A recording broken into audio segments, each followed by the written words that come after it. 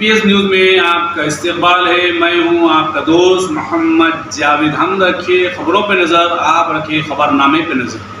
अस्सलाम वालेकुम नाज़रीन, एनपीएस न्यूज़ में आप सभी का खैर मकदम है।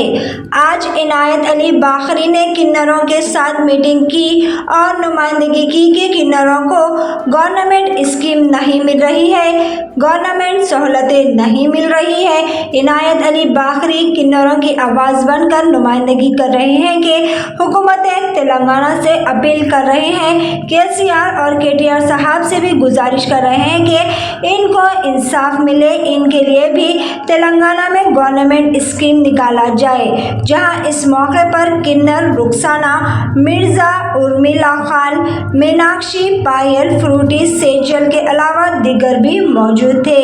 आइए देखते हैं इस खुसूस में वहां के चंद मनाज़िर। पेश है हमारे नुमाइंदे रिपोर्टर मोहम्मद जावेद की यह खास रिपोर्ट। इसी तरह की मज़ीद खबरों से जुड़े रहने के लिए चैनल को यूट्यूब पर सब्सक्राइब करें, फेसबुक, इंस्टाग्राम पर फॉलो करना ना भूलें।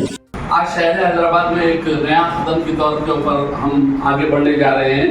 हमारे बीच में आज ट्रांसजेंडर जेंडर्स के वास्ते खासतौर पे थर्ड जेंडर जिन्हें कहा जाता है समाज में, आज हमारे साथ हमारी बहनें हैं रुखसाना मिर्ज़ा और उर्मिला खान और मीनाक्षी, पायल, फ्रूटी और शहजिल और सुरजू, ये तमाम हमारे साथ आज हमारे साथ है।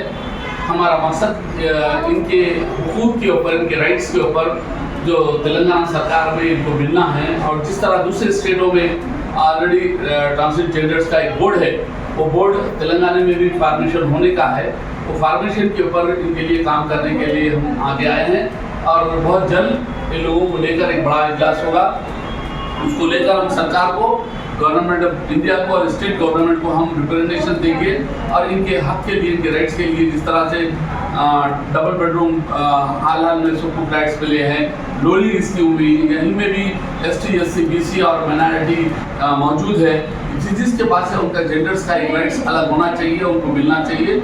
उसी के लिए हम तमाम जमा हैं। हमें पूरा यकीन है कि आली जनाब के चंद्रशेखर राव साहब जो हमारे चीफ मिनिस्टर है, वो इन लोगों के साथ इंसाफ करेंगे। हम KT रामाराव साहब से भी गुजारिश करेंगे कि इनके साथ इंसाफ हो, ताकि आने वाले वक्त में लोगों को बताया जाए कि हम हर समाज के तबके को तरक्की की तरफ देखना चाहते हैं। उसी तरह थर्ड जेंडर का भी आज अफसोस से कहना पड़ता है कि अगर ये अपने मरने की फिक्र तक लेकर परेशान नहीं है कि हमें कब्रिस्तान में जगह नहीं दी जाएगी, हमें शमशान में जगह नहीं दी जाएगी, ये कहकर ये परेशान है। जो इंसान अपने जीने को मरता है, वो मरने के लिए भी परेशान है। इस लिहाज में रहने वाली कम्युनिटी की यहाँ से इंसाफ होना चाहिए, क्योंकि ये भी अल्लाह की वो मखलूक है, तुम्हारे आजमाने के लिए इनको भेजा गया है, और इनके साथ तुम इंसाफ नहीं करोगे तो वो तुम्हारे साथ इंसाफ नहीं करेगा। यही हमारी सोच है। यही सोच के साथ हम आगे बढ़ने के लिए इनके साथ खड़े हैं। मुझे पूरा यकीन है कि आने वाले वक्त में समाज इनके साथ इंसाफ करेगा,